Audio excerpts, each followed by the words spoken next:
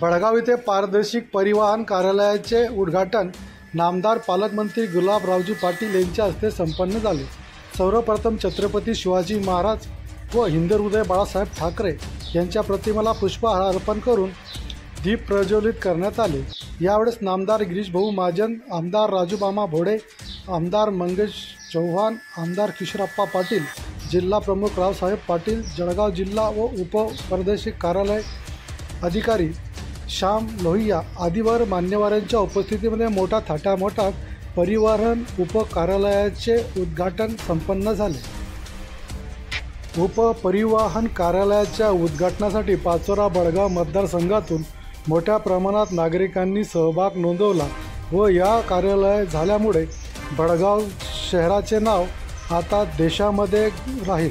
MS54 म्हटले की बडगाव शहराचे नाव, आपल्या मतदारसंघाचे नाव हे पूर्ण देशात राहील।